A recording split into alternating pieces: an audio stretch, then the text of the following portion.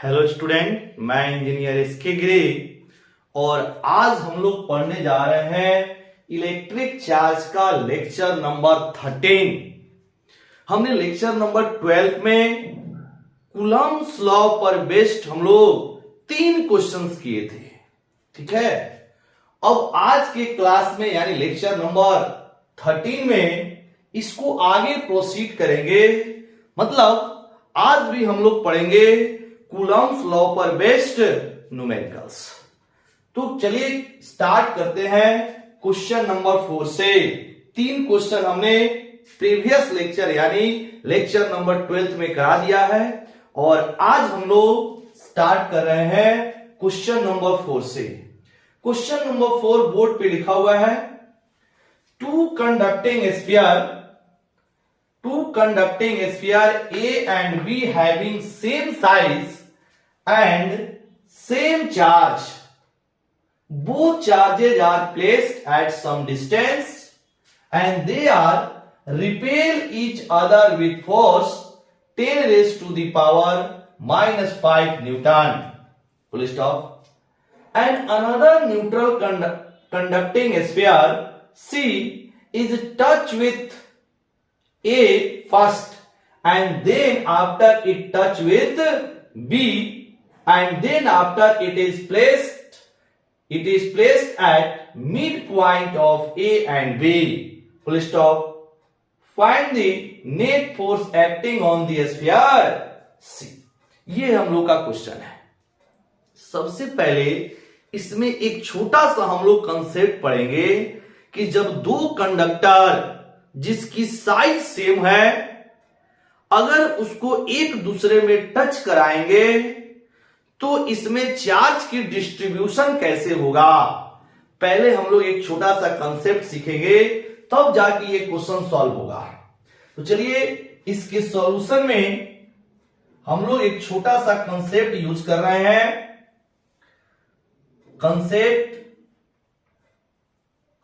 तब जाके इस क्वेश्चन की शुरुआत करेंगे।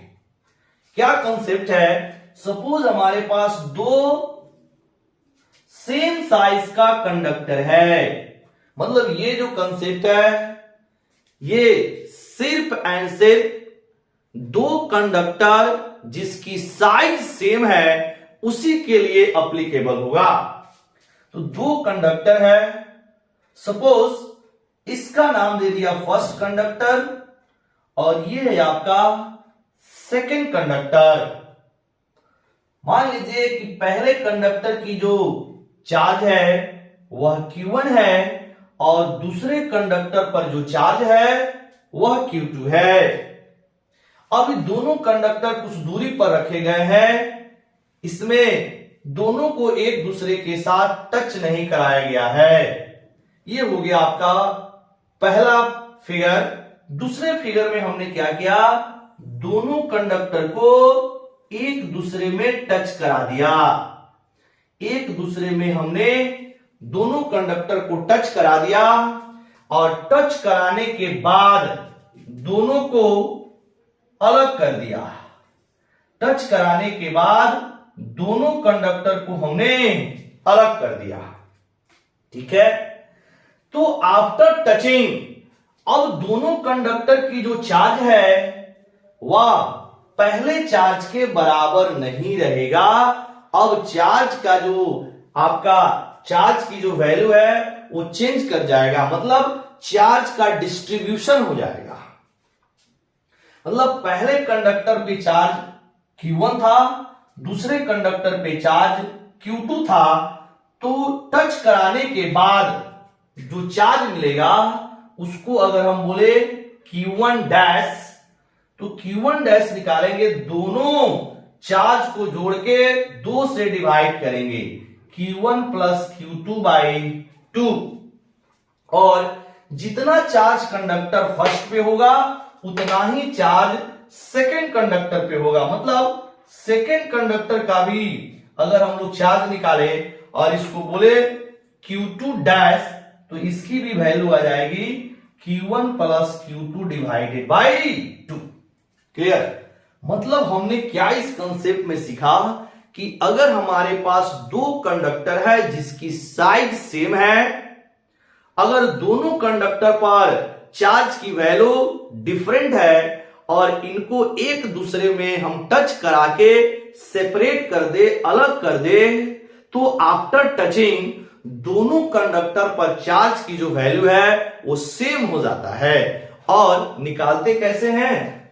निकालने का जो तरीका है, टचिंग के पहले जितने भी चार्ज है उनको जोड़ के 2 से डिवाइड कर देना है। ठीक है, तो ये कंसेप्ट इस क्वेश्चन में यूज होगा। ठीक है, तो आप लोग पॉज करके इस कंसेप्ट को पहले नोट करेंगे, उसके बाद चलिए अब क्वेश्चन पे चलते हैं। इसी कंसेप्ट का यूज हम लोग करेंगे इस क्वेश्चन के अंतर्गत। अब चलिए क्वेश्चन पढ़ रहे हैं और क्वेश्चन के अकॉर्डिंग हम लोग यहां पे सॉल्यूशन करेंगे। Two conducting sphere A and B having same size and same charge, मतलब यहां तक का मतलब है कि हमने दो कंडक्टर लिया, this is conductor A and this is conductor B, दोनों की हमने साइज सेम ले लिया, दोनों की साइज सेम ले लिया और मान लिया कि कंडक्टर ए की जो चार्ज है वह क्यू है, तो according to question conductor B की भी चार्ज जो होगा वह क्यू के बराबर होगा, क्योंकि दोनों पर चार्ज का मान सेम है। इसके बाद both charges are placed at some distance, मतलब इसके बीच की जो दूरी नहीं दिया हुआ है, तो मान लिया इनके बीच की दूरी स्मॉल आर है, हमने इनके बीच की जो डिस्टेंस है वह हमने स्मॉल आर मान लिया। ठीक है, इसके बाद and they are repel each other with force 10 raised to the power -5, मतलब इनके बीच में जो फोर्स लग रहा है वह एक की जो वैल्यू है 10 raised to the power of -5 Newton के बराबर है। क्लियर? इसके बाद बोल रहा है कि एक तीसरा चार्ज पहले ए के साथ टच कर रहा है, उसके बाद बी के साथ टच कर रहा है और इसके बाद दोनों के मिड पॉइंट पे रखा जा रहा है। तो सबसे पहले हम लोग एक निकालते हैं और एक की जो वैल्यू है वो 10 raised to the power -5 newton हम लोग रख देंगे। तो इसके बीच में जो रिपल्सिव फोर्स है according to Coulomb's law, F is equal to 1/4 pi epsilon 0 into QA mod QB mod divided by are square. देखिए क्वेश्चन में मीडियम का जिक्र नहीं है, हम सपोज कर लेंगे एयर में है, एयर वाला हमने फॉर्मूला लगा दिया। अब यहां पर एक की जो वैल्यू है 10 raised to the power -5 हो जाएगा, दिस इज इक्वल टू, इसको सॉल्व करेंगे तो 1/4 पाई एप्सिलॉन 0 QA mod बराबर QB mod बराबर Q इंटू Q हो जाएगा Q square divided by are square, मतलब 1/4 pi epsilon 0 into Q square by are square की जो वैल्यू है वह 10 raised to the power -5 Newton के बराबर होगा। इसको हमने ले लिया इक्वेशन नंबर फर्स्ट। चलिए अब इसके बाद जो आपका स्फीयर C है वह शुरू में न्यूट्रल है, मतलब जो स्फीयर C है इस पर चार्ज की जो वैल्यू है शुरू में 0 है। अब क्या किया गया, या A के साथ पहले टच कर रहा है, मतलब इस C को पहले A के साथ टच कराकर अलग किया जा रहा है, A और यहां पर C, पहले C को A के साथ टच कराया जा रहा है और टच करा के हम अलग कर रहे हैं।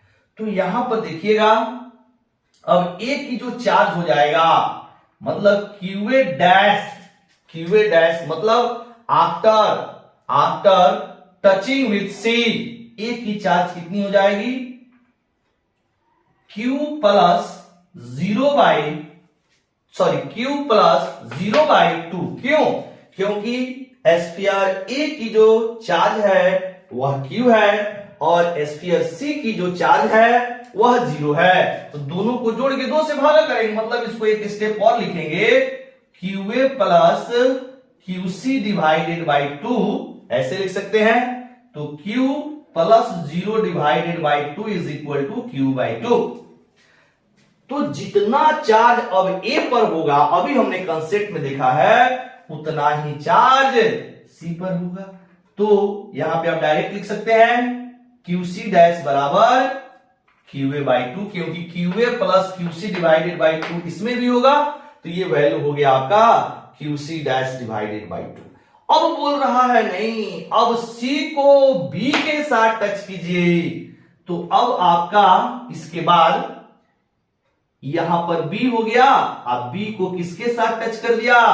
C के साथ टच कर दिया। तो B में यानी कि QB पहले Q था और QC जो है, QC अब 0 नहीं, वह Q बाई 2 लेके आएगा B के पास, क्योंकि A के साथ वो टच हो चुका है। अब जो C का चार्ज है वह हो गया है Q बाई 2, वो अब B के साथ टच करेगा। मतलब यहां पर QC डैश टच कर रहा है B के साथ, ये हो गया आपका Q बाई 2।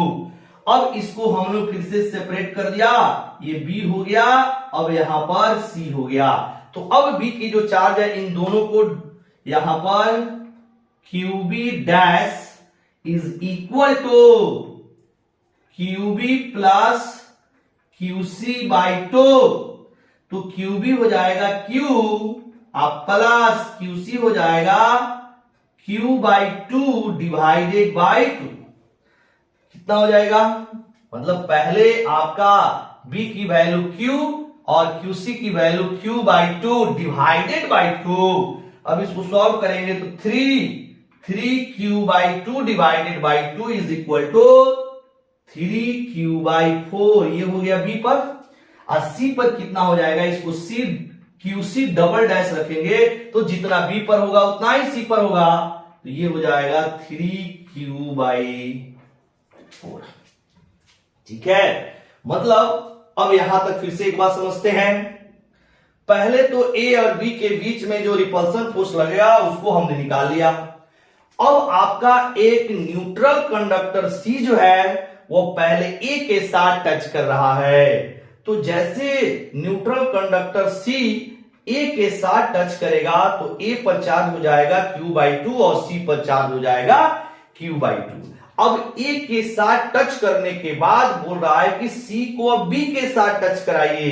तो जब B के साथ टच करेगा तो B पर पहले चार्ज Q था और C पर चार्ज Q बाई 2 हो चुका है जब वो A के साथ टच किया है। अब ये दोनों B और C जब एक दूसरे में टच किया तब B पे चार्ज क्या हो जाएगा?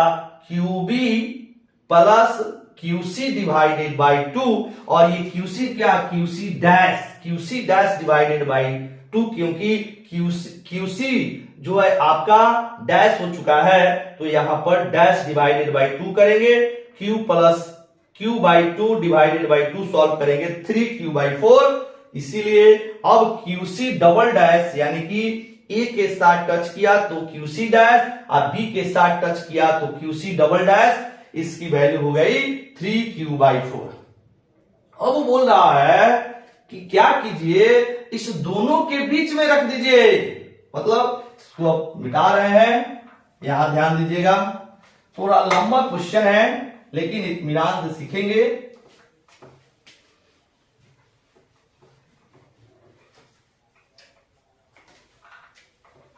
चलिए, अब बोल रहा है मान लीजिए ये A है, यहां पर B है और इसके बीच में यहां पर हो गया C। ये है C, B, A, ऐसे मिड में रखा गया। मतलब यहां से लेकर यहां तक का डिस्टेंस हो जाएगा R बाई 2 और फिर यहां से यहां तक का डिस्टेंस हो जाएगा R बाई 2, क्योंकि पहले A और B के बीच की डिस्टेंस थी R और C को कहां रखना है? A और B के मिड पॉइंट पर। अब A पर जो चार्ज है ये कितना है? Q बाई 2 है। C पे जो चार्ज है वह 3Q बाई 4 है। और बी पर जो चार्ज है वह भी 3q/4 है। अब हम लोग को नेट फोर्स निकालना है सी पर। तो सी पर नेट फोर्स कैसे निकालेंगे? ए सी पर फोर्स लगाएगा और बी भी सी पर फोर्स लगाएगा। तो पहले ए सी पर कितना फोर्स लगाएगा उसको निकाल लेते हैं, उसकी डायरेक्शन निकाल लेते हैं। तो यहां पर लिखेंगे now force acting on sphere से by sphere A. Now force acting on sphere से by sphere A, sphere A. इसको हमने बोला FCA, मतलब स्फीयर सी पर स्फीयर ए के द्वारा लगाया गया force. This is equal to 1/4 pi epsilon 0। अब यहां पर ए की जो चार्ज है वो q/2 है, इसका मोड लेंगे तो पॉजिटिव है q/2 ही रहेगा। और सी पर जो चार्ज है वो है 3q/4, इसका भी मोड लेंगे तो वही होगा होल डिवाइडेड बाई r/2 का होल स्क्वायर। तो सॉल्व किया जाए तो 1/4 pi epsilon 0 into 3q² divided by 8 whole divided by r²/4। तो ये 4 चला जाएगा ऊपर, r² रह जाएगा नीचे। अब इससे इसको कट करेंगे, 2 हो गया। अब जब इसको हम लोग सॉल्व करेंगे तो ये हो जाएगा 1/4 pi epsilon 0 into q²/r² into ऊपर है 3 नीचे है 2, तो लिखेंगे 3/2। ये हो गया आपका force acting on sphere C by sphere A. अब इसकी डायरेक्शन देखिए, ये भी चार्ज आपका पॉजिटिव है, ये भी चार्ज आपका पॉजिटिव है। तो अगर यहां पर सी को एक पॉइंट चार्ज ले तो यहां पर आपकी डायरेक्शन हो जाएगा, यहां लिख रहे हैं, यहां पर ये डायरेक्शन होगा FCA का। FCA का डायरेक्शन ऐसे होगा। FCA का डायरेक्शन इसलिए होगा क्योंकि A का चार्ज और B का चार्ज, B की चार्ज की जो पोलैरिटी है वो सेम है, मतलब इनके बीच में रिपल्सन फोर्स लगेगा। तो इसकी डायरेक्शन हो जाएगी FCA का इस तरह। इसके बाद अब आप निकालेंगे सिमिलरली करके,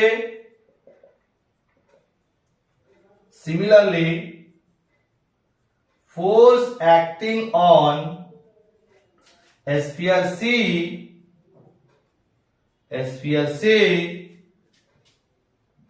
by sphere B। Force acting on sphere C by sphere B, मतलब स्फीयर C पर फोर्स स्फीयर B के द्वारा कितना होगा, इसको अगर हमने बोला FCB तो मैग्नीट्यूड कितनी हो जाएगी 1/4 पाई एप्सिलॉन 0 इंटू इसका भी 3q/4, इसका भी 3q/4, तो 3q/4 और into 3q/4 divided by r/2 का होल स्क्वायर। अब इसको सॉल्व करेंगे तो 1/4 पाई एप्सिलॉन 0, 3 इंटू 3 हो जाएगा 9, तो ये हो जाएगा आपका 9q² डिवाइडेड बाय 16 इंटू ये हो जाएगा 4 ऊपर r² नीचे, ये कटेगा कितना से 4 से, वैल्यू आ जाएगा 1/4 पाई एप्सिलॉन 0 q²/r² इंटू 9/4। अब देखिएगा FCB की डायरेक्शन, ये भी आपका पॉजिटिव, यह भी पॉजिटिव, मतलब इनके बीच में फोर्स ऑफ रिपल्सन लगेगा क्योंकि दोनों चार्ज की पोलैरिटी सेम है तो रिपल्सन लगेगा। अब आपका ये जो डायरेक्शन हो गया FCB का, ये डायरेक्शन FCA का, तो FCB और FCA एक दूसरे पर एक दूसरे पर 180 डिग्री का कोण बना रहे हैं, मतलब दोनों एक दूसरे से अपोजिट डायरेक्शन में हैं। तो अगर हम लोग लिखे net force, now net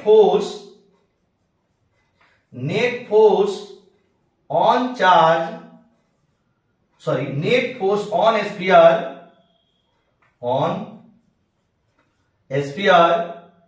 C is, तो एफसी को अगर हम लोग net force on sphere C बोले तो क्या हो जाएगा, जब दो वेक्टर अपोजिट डायरेक्शन में होता है तो रिजल्टेंट वेक्टर होता है बिगर वेक्टर माइनस स्मॉलर वेक्टर, बड़ा वेक्टर माइनस छोटा वेक्टर। और इसमें एफ सीबी जो है वो बड़ा है और एफ सीए जो है वो छोटा है, तो यहां पे हो जाएगा F CB minus F CA, क्योंकि जब दो वेक्टर एक दूसरे से अपोजिट डायरेक्शन में रहते हैं तो इसकी रिजल्टेंट होता है बिगर वेक्टर माइनस स्मॉलर वेक्टर। अब यहां से बिगर और स्मॉलर इसकी मैग्नीट्यूड देख के हमने बता दिया, ये एफ सीए है, ये एफ सीबी ज्यादा है एफ सीए से, इसीलिए एफ सीबी माइनस हो जाएगा F CA. This is equal to, अब दोनों को यहां लिख दीजिए 1/4 पाई एप्सिलॉन 0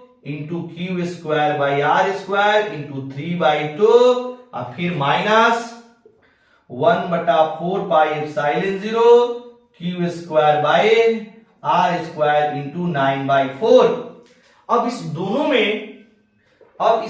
में कॉमन आ रहा है 1/4 pi epsilon 0 Q square by are square common हो गया। इसमें बच गया आपका, एक सेकेंड, ये सीबी उल्टा लिखा गया बाबू, ये है आपका 9/4, सीबी है 9/4 और सी है 3/2, सॉरी 3/2। अब जाके सेव हुआ, उल्टा लिखा गया था, देख लीजिएगा। एफ सीबी 9/4 यहां पर एफ सीबी में और एफ सीए में है यहां 3/2, ठीक है। अब जाके सही हुआ, तो ये हो जाएगा आपका 9/4 माइनस 3/2, 9/4 माइनस 3/2। अब इसको सॉल्व करेंगे तो ये जो वैल्यू है इक्वेशन नंबर 1 से 10 की पावर माइनस 5 के बराबर है। तो अगर हम लोग इसको लिखे, ये जो वैल्यू है from equation 1 10 raise to the power minus 5 हो जाएगा और इंटू इसका आप एलसीएम लेंगे तो ये हो जाएगा 4, ये 9 माइनस हो जाएगा 6, क्योंकि यहां पर 2 9 माइनस 6, ठीक है, 2 से जाएगा फिर 3 इंटू 2 6 हो जाएगा। जब इसको सॉल्व करेंगे तो ये वैल्यू आ गई 3/4 into 10 raise to the power minus 5। अब देखिएगा जब इसको सॉल्व करेंगे तो ये आएगा 0.75। तो this is equal to FC, this imply FC is equal to 0.75 into 10 raise to the power minus 5 newton, और इसको आप लिख सकते हैं 7.5 into 10 raise to the power minus 6 newton. Point को हमने एक डिजिट आगे किया तो ये हो जाएगा 10 raise to the power minus 6, या तो ऐसे लिख सकते हैं 0.75 into 10 raise to the power minus 5 newton, या फिर 7.5 into 10 raise to the power minus 6 newton. इतना आपका फोर्स लगेगा स्फीयर सी पर। अब किस डायरेक्शन में लगेगा उसको हम लोग जरा देख लिए, तो फोर्स की मैग्नीट्यूड हो गई। अब इसकी जो डायरेक्शन होता है, जब दो वेक्टर अपोजिट डायरेक्शन में होता है तो रिजल्टेंट होता है बड़ा वेक्टर माइनस छोटा वेक्टर, और जो आपका रिजल्टेंट का डायरेक्शन होता है वह ऑलवेज बिगर वेक्टर की ओर होता है, ऑलवेज बिगर वेक्टर की ओर होता है। मतलब जो एफसी पर नेट फोर्स लगेगा वह एक ही डायरेक्शन में लगेगा, क्योंकि बिगर वेक्टर है एफ सीबी, और एफ सीबी की जो डायरेक्शन है वो एक ही तरफ है। एफ सीबी की जो डायरेक्शन है वो किधर है, एक ही तरफ है। तो इसकी जब डायरेक्शन लिखेंगे तो लिख सकते हैं टुवार्ड्स स्फीयर ए, मतलब ए स्फीयर ए की तरफ, towards sphere A, because F C A की डायरेक्शन ए की ओर है और एफ सी ए जो है एफ सी बी से बड़ा है, तो रिजल्टेंट की डायरेक्शन हमेशा बड़े वेक्टर की ओर होगा। क्लियर? तो शायद ये आपको क्वेश्चन समझ में आया होगा। आप क्या करेंगे, पॉज करके सारी चीजों को नोट कर लेंगे। क्लियर? अब इसके बाद हम लोग इलेक्ट्रिक चार्ज किया लास्ट न्यूमेरिकल्स हम लोग स्टार्ट करेंगे क्वेश्चन नंबर 5। तो चलिए आप इसको पॉज करके नोट कर लेंगे। अब हम लोग स्टार्ट करते हैं क्वेश्चन नंबर 5। बहुत ही ये आपका इंटरेस्टिंग क्वेश्चन था, इसको आप खुद से बनाइएगा। क्वेश्चन हमने लिख दिया है बोर्ड पे, खुद से बनाइएगा।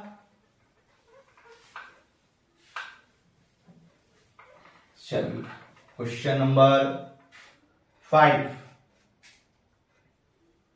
देखिए। क्वेश्चन नंबर 5 क्या है? 2 charges plus q and plus 4q are placed at distance L, full stop, and another charge capital Q is placed in between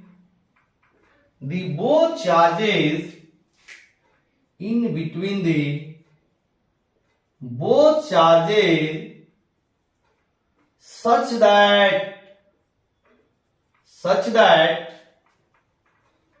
that the system is in equilibrium.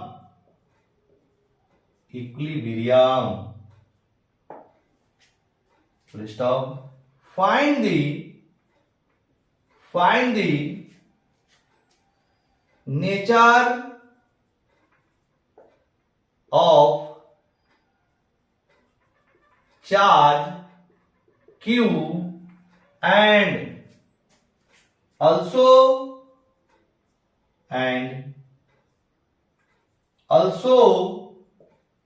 find the position of charge Q। ये है question एक बार आप पढ़ेंगे, question एक बार आप पढ़िए और pause करके खुद से सॉल्व करने की कोशिश कीजिए।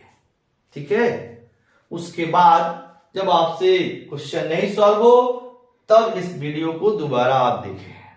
ठीक है? 2 charges plus Q and plus 4Q are placed at distance L, full stop, and another charge capital Q is placed in between both charges such that the system is in equilibrium, full stop. Find the nature of charge Q and also find position of charge Q। तो देखिए इस question की solution करते हैं। Suppose 2 charge है, एक का नाम Q है और यहां पर दूसरा चार्ज है प्लस 4Q। इसके बाद इनके बीच की जो डिस्टेंस है वो दे रखा है, बीच की डिस्टेंस L क्वेश्चन में दे रखा है, इनके बीच की डिस्टेंस L है। अब बोल रहा है कि चार्ज Q को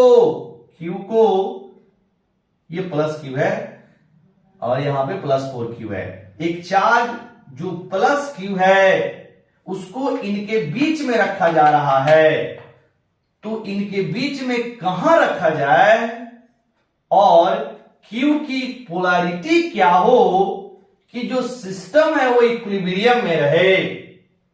मान लीजिए अभी Q यहां नहीं है, तो ये प्लस Q और प्लस 4Q में क्या हो रहा होगा, फोर्स ऑफ रिपल्सन हो रहे होंगे। मतलब ये दोनों चार्ज अपने स्थान पे नहीं रहेंगे due to force of repulsion. अब हमने क्या किया, एक चार्ज कैपिटल क्यू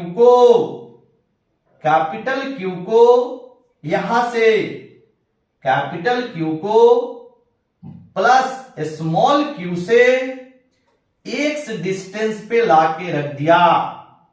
किसको? कैपिटल क्यू को, क्योंकि बीच में बोल रहा है तो आपको ना तो राइट साइड रखना पड़ेगा ना तो लेफ्ट साइड रखना पड़ेगा। क्वेश्चन बोल रहा है कि इनके बीच में तो कहीं प्लस स्मॉल क्यू और प्लस 4 स्मॉल क्यू के बीच ही आपको कैपिटल क्यू को रखना है। तो मान लिया हमने कैपिटल क्यू को प्लस स्मॉल क्यू से एक्स डिस्टेंस पे रखा, तो यहां से ये जो डिस्टेंस है वो कितना हो जाएगा, L माइनस एक्स, मतलब प्लस 4 स्मॉल क्यू से इसकी डिस्टेंस हो जाएगी L माइनस एक्स। अब हम लोग को x की वैल्यू निकालनी है और साथ साथ इस q की पोलैरिटी निकालना है। क्लियर? सपोज q पॉजिटिव है तो देखते हैं क्या होगा। प्लस पहले हम लोग मान लेते हैं q पॉजिटिव है तो क्या होगा। अगर q पॉजिटिव है तो फिर स्मॉल q और कैपिटल Q के बीच रिपल्सन होगा, और यहां भी प्लस 4 स्मॉल q और कैपिटल Q के बीच रिपल्सन होगा।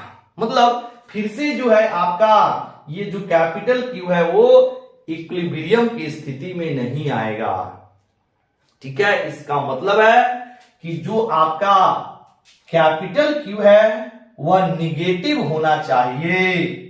निगेटिव होगा तब क्या होगा, कैपिटल Q जो है वह स्मॉल q को अपनी ओर अट्रैक्ट करेगा, और यहां पर जो आपका प्लस 4 स्मॉल q है उसको भी कैपिटल Q अपनी ओर अट्रैक्ट करेगा। अगर फोर्स की वैल्यू सेम हो जाए तो ये पूरे सिस्टम इक्विलिब्रियम की स्थिति में रहेगा, इक्विलिब्रियम पोजीशन में रहेगा। मतलब Q की जो नेचर है वो कैसा होना चाहिए, निगेटिव होना चाहिए। यानी Q जो है वो कैसा होना चाहिए, निगेटिव होना चाहिए। और यहां पर इनके बीच में फोर्स, मतलब स्मॉल q और कैपिटल Q के बीच में लगने वाला फोर्स और कैपिटल Q और प्लस 4 स्मॉल q के बीच लगने वाली जो फोर्स है ये सेम होने चाहिए। तो इनके बीच में लगने वाला जो फोर्स है पहले निकाल लेते हैं। तो क्या फॉर्मूला होगा, मीडियम का जिक्र नहीं है, एयर मान के आप क्वेश्चन सॉल्व करेंगे।